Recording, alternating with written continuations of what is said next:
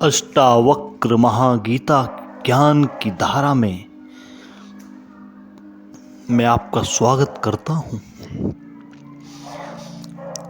इस पृथ्वी पर हम हैं, हमें ऐसा प्रतीत तो होता है, लेकिन पृथ्वी पर हम अजनबी हैं। देह में घर किया है, लेकिन देह हमारा घर नहीं है।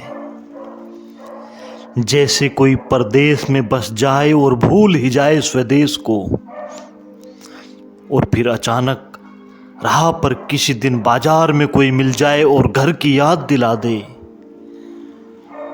जो अपनी भाषा में बोले तो एक क्षण को परदेश मिट जाएगा, स्वदेश प्रकट हो जाएगा। शास्त्र का यही मूल्य है, शास्त्रताओं के वचनों का यही अर्थ है। उनकी सुनकर क्षण भर को हम यहाँ नहीं रह जाते, वहां हो जाते हैं जहां हमें होना चाहिए। उनके संगीत में बहकर जो चारों तरफ घेरे हैं, वह दूर हो जाता है, और बहुत दूर है जो वो पास आ जाता है। अष्टावक्र के वचन बड़े अनूठे हैं। सुनोगे तो ऐसा बार बार होगा, ऐसा बार बार लगेगा कि हम पृथ्वी पर नहीं आकाश के हो गए, क्योंकि वे वचन आकाश के हैं। वे वचन स्वदेश से आए हैं, उस स्रोत से आए हैं जहां से हम सबका आना हुआ है, और जहां हमें जाना चाहिए, और जहां जाए बिना हम कभी चैन को उपलब्ध न हो सकेंगे। जहां हम हैं वह सराय है, घर नहीं। कितना ही मान कर बैठ जाएं कि घर है, फिर भी सराय सराय बनी रहती है। समझा लें, बुझा लें, भुला दें, भेद नहीं पड़ता इस बात से। कांटा चुभता ही रहता है, याद आती ही रहती है। और कभी जब ऐसे किसी सत्य के साथ मुलाकात हो जाए, जो खींच ले, जो चुंबक की तरह किसी और दुनिया का दर्शन करा दे, तो लगेगा कि हम पृथ्वी के हिस्से नहीं रहे। इस पृथ्वी पर कोई भी नहीं है। इस पृथ्वी पर हम मालूम होते हैं, प्रतीति होती है, सत्यतः हम आकाश में हैं। हमारा स्वभाव आकाश का है। आत्मा यानी भीतर का आकाश, शरीर यानी पृथ्वी। शरीर बना है पृथ्वी से, तुम बने हो आकाश से। तुम्हारे भीतर दोनों का मिलन हुआ है। तुम क्षितिज हो, जहां पृथ्वी आकाश से मिलती हुई मालूम पड़ती है, लेकिन मिलती थोड़े ही है। कभी दूर क्षितिज मालूम पड़ता है। मिल रहा आकाश पृथ्वी से, चल पड़ो, लगता है ऐसे घड़ी दो घड़ी में पहुंच जाएंगे। चलते रहो जन्मों जन्मों तक, कभी भी उस जगह न पहुंच पाओगे जहां आकाश पृथ्वी से मिलता है।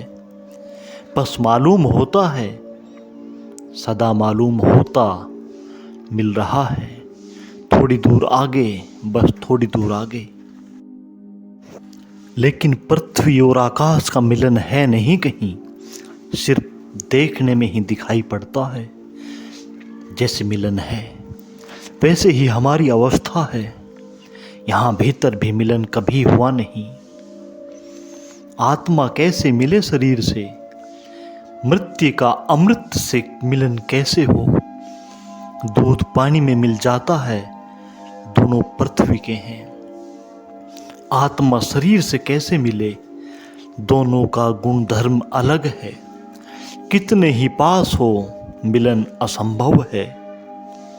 सनातन के पास हो तो भी मिलन असंभव है। मिलन हो नहीं सकता। सिर्फ हमारी प्रतीति है, हमारी धारणा है, मिलन हमारी धारणा है, यह हमने मान रखा है इसलिए है। अष्टावक्र के वचनों को अगर जाने दोगे हृदय के भीतर की और तो तीर की तरह वे तुम्हारी याद को जगाएंगे,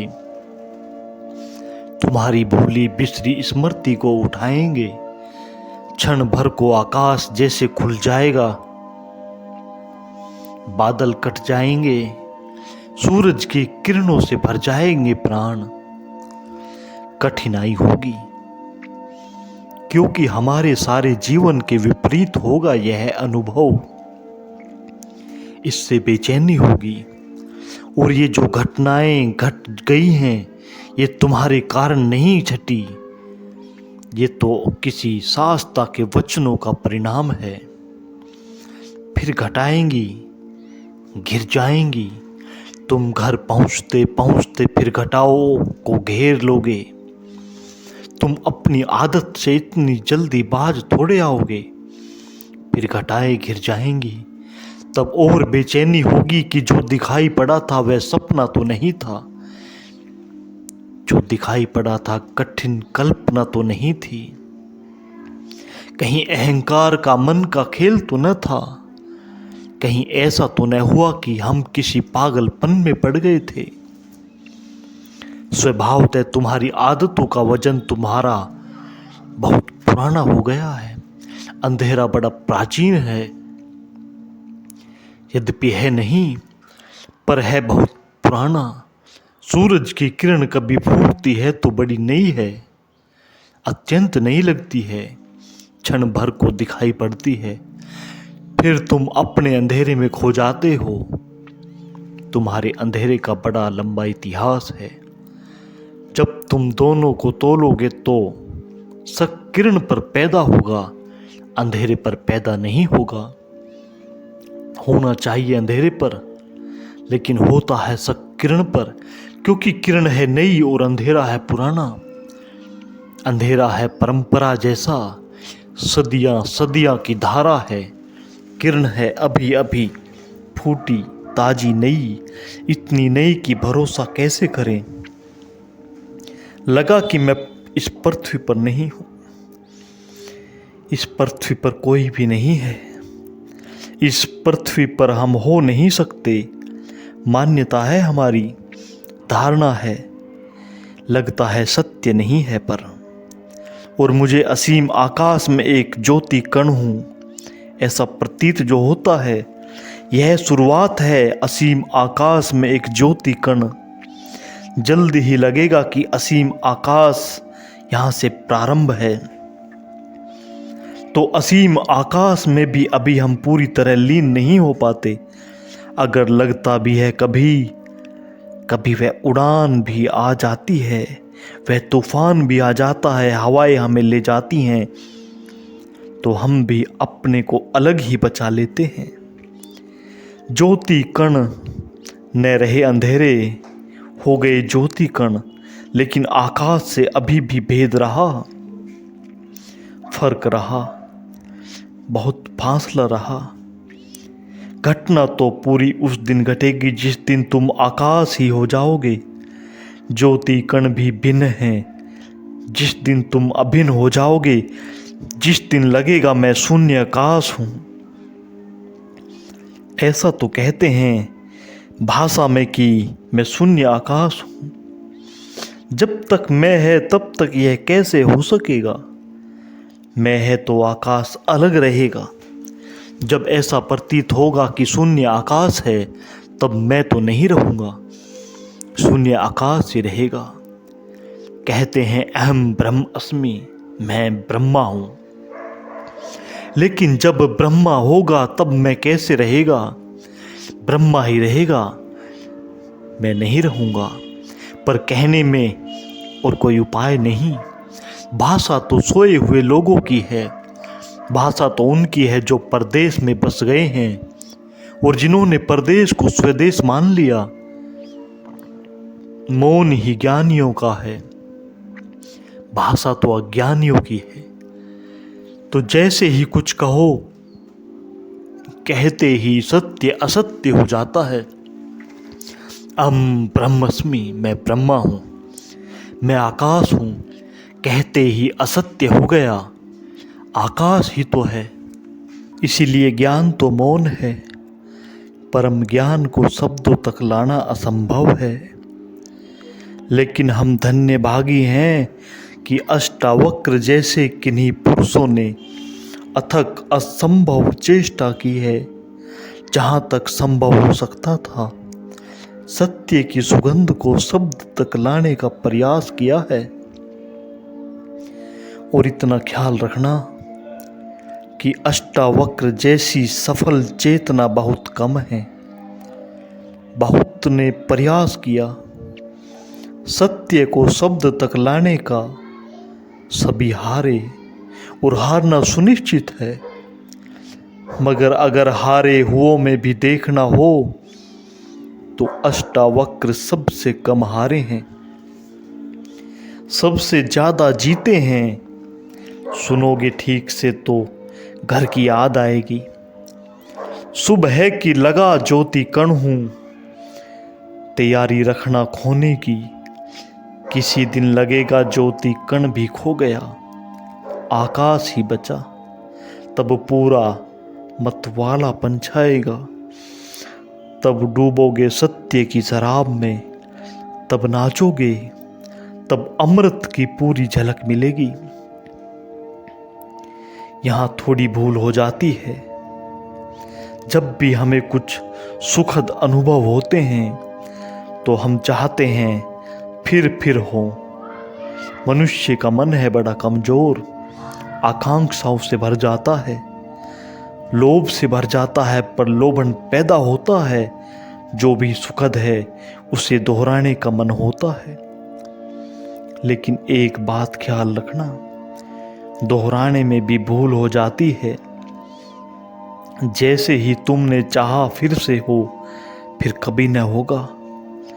क्योंकि जब पहली दफे हुआ था तो तुम्हारे चाहने से न हुआ था। हो गया, घटा, तुम्हारा कृत्य न था इसमें। अष्टावक्र कहते हैं अभी और यहीं, मांग तो सदा के लिए होती है, मांग तो सदा कल के लिए होती है। मांग तो अभी और यहीं नहीं हो सकती।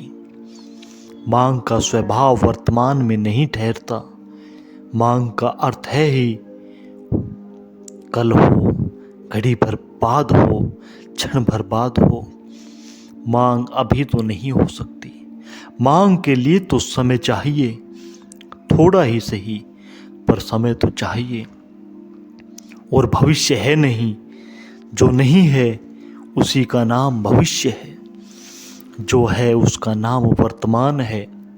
वर्तमान और मांग का कोई संबंध नहीं होता। जब तुम वर्तमान में होगे तो पाओगे कोई मांग नहीं है। और तब घटेगी यह घटना जब इसे घटाने का जी न रहेगा, तब यह खूब घटेगी। इस पहेली को ठीक से समझ लो। इस पहेली का एक एक कोना पहचान लो। जिस दिन तुम कुछ भी न मांगोगे उस दिन सब घटेगा। जिस दिन तुम परमात्मा के पीछे दीवाने होकर न दौड़ोगे, वह तुम्हारे पीछे चलाएगा। जिस दिन तुम ध्यान के लिए आतुरता न दिखाओगे, तुम्हारे भीतर कोई तनाव न होगा, उस दिन ध्यान ही ध्यान से भर जाओगे। ध्यान कहीं बाहर से थोड़ी ही आता है। जब तुम तनाव में नहीं हो तो तुम्हारे भीतर शेष रह जाता है, उसका नाम है ध्यान।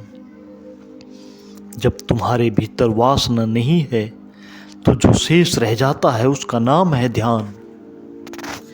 एक बात ख्याल में रखना, आनंद सत्य की परिभाषा है। जहाँ से आनंद मिले वही सत्य है।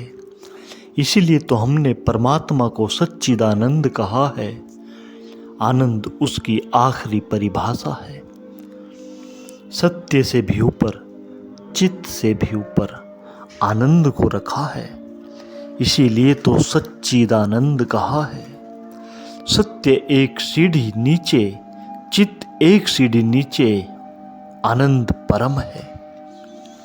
जहाँ से आनंद बहे, जहाँ से आनंद मिले फिर तुम चिंता मत करना। सत्य के करीब हो, जैसे कोई बगीचे के करीब आता है तो हवाएं ठंडी हो जाती हैं,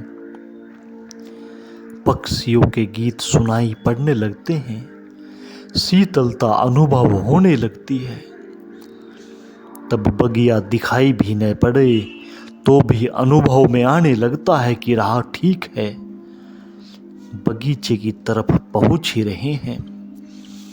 ऐसे ही जैसे तुम सत्य की तरफ पहुंचने लगते हो, आनंद झरता है, शीतल होने लगता है मन, संतुलन आने लगता है, सहिष्णुता बढ़ती है और सुख बढ़ता है। एक उमंग घेरे रहती है अकारण, कोई कारण भी दिखाई नहीं पड़ता, न कोई लॉटरी मिली, न कोई धंधे में बड़ा लाभ हुआ, न कोई बड़ा पद मिला। ऐसा भी हो सकता था, पद था वह भी गया, हाथ में जो था वह भी खो गया, धंधा भी डूब गया। लेकिन अकारण एक उमंग है कि भीतर कोई नाचने जा रहा है, भीतर नाचे ही जा रहा है कि रुकता नहीं। तो बुद्धि कहेगी कहीं पागल तो नहीं हो गए। ये तो पागलों के लक्षण हैं। यह बड़ी अजीब दुनिया है, यहाँ सिर्फ पागल ही प्रसन्न दिखाई पड़ते हैं। इसीलिए बुद्धि कहती है पागल हो जाओगे, क्योंकि यहाँ पागलों के सिवा किसी को प्रसन्न नहीं देखा। यहाँ हजार कारण होते हैं तब भी आदमी प्रसन्न नहीं होता।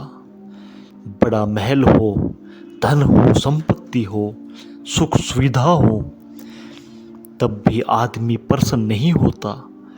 यह दुनिया दुखी लोगों की दुनिया है, मगर दुखी लोगों की भीड़ है। यहाँ अगर तुम हंसने लगो अकारण तो लोग कहेंगे पागल हो गए। अगर तुम कहो कि हंसी आ रही है, कोई कारण नहीं है, और हंसी फैली जा रही है, भीतर से उठ रही है, हंसी की लहर आ रही है, तो लोग कहेंगे बस दिमाग खराब हो गया। यहाँ तुम शकल बनाकर चलो, उदास रहो, तुम्हारी शकल देखकर भूत प्रेत भी डरें तो बिल्कुल ठीक हो, तो कोई अड़चन नहीं है, तो सब ठीक चल रहा है। तुम आदमी जैसे आदमी हो, जैसा आदमी होना चाहिए वैसे आदमी हो। लेकिन तुम मुस्कुराने लगो, तुम हंसने लगो, तुम गीत गुनगुनाने लगो, तुम राह के किनारे खड़े होकर नाचने लगो, बस तुम पागल हो गए। परमात्मा को हमने इस भांति इनकार किया है कि अगर परमात्मा आए तो हम उसे पागल खाने में बंद कर देंगे।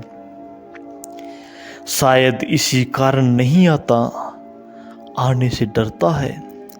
तुम जरा सोचो, कृष्ण अगर तुम्हें मिल जाए चौराहे पर बांसुरी बजाते, मोर मुकुट बांधे, पीतांबर डाले, गोपियां नाचती हो, तो क्या करोगे? तत्क्षण पुलिस थाने जाओगे कि कुछ गड़बड़ है, यह क्या हो रहा है, जो नहीं होना चाहिए वह हो रहा है। तुम इस आदमी को जेल खाने में डालोगे। आनंद निष्कासित कर दिया गया है, हमने आनंद को जीवन के बाहर कर दिया है। हम दुख को छाती से लगा कर बैठे हैं। यहाँ दुखी आदमी बुद्धिमान मालूम होता है, यहाँ आनंदित आदमी पागल मालूम होता है। सारी सारणी उल्टी है। तो स्वाभाविक है जीवन भर जिसको तुमने बुद्धिमानी समझा है, आज अचानक अगर खोने लगेगी, खिसकने लगेगी, अगर आज अचानक नींव उखड़ने लगेगी तुम्हारी तथाकथित बुद्धिमानी की, और अचानक झांकने लगेगी प्रसन्नता, अकारण ख्याल रखना, पागलपन का मतलब यह होता है अकारण प्रसन्न। कारण भी न हो कुछ, बैठे हैं अकेले और मुस्कुराहट आ रही है, बस पागल हो गए। क्योंकि ऐसा तो हमने सिर्फ पागलों को ही देखा है। ध्यान रखना, पागलों में और परमहंसों में थोड़ा सा संबंध है। पागल भी हंसते हैं, प्रसन्न होते हैं क्योंकि बुद्धि गंवा दी। परमहंस भी हंसते हैं, प्रसन्न होते हैं क्योंकि बुद्धि के पार आ गई। दोनों पागल बुद्धि से नीचे गिर जाता है, इसलिए हंस लेता है, परमहंस बुद्धि के पार चला जाता है, इसीलिए हंसता है। दोनों में थोड़ी समानता है। पागल और परमहंस एक बात समान है कि दोनों ने बुद्धि गवाई। एक ने होश पूर्वक गवाई, एक ने बेहोशी में गवाई। इसीलिए फर्क बहुत है, जमीन आसमान जितना फर्क है, लेकिन फिर भी एक समानता है। इसीलिए कभी कभी तुम्हें पागल में परमहंस दिखाई पड़ेगा और कभी कभी परमहंस में पागल, तो भूल चूक हो जाती है। पश्चिम के पागल खानों में ऐसे बहुत से लोग बंद हैं जो पागल नहीं हैं। अभी वहाँ बड़ी क्रांति चलती है। इसके संबंध में कुछ मनोवैज्ञानिक, विशेषकर उनके साथी, एक बड़ा आंदोलन चलाते हैं कि बहुत से पागल खानों में बंद हैं जो पागल नहीं हैं। अगर वे पूरब में पैदा होते तो परमहंसों की तरह उनका आदर सम्मान होता।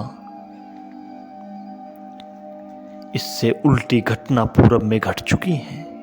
यहाँ कई पागल हैं जो परमहंस समझे जाते हैं, मगर आदमी आदमी है।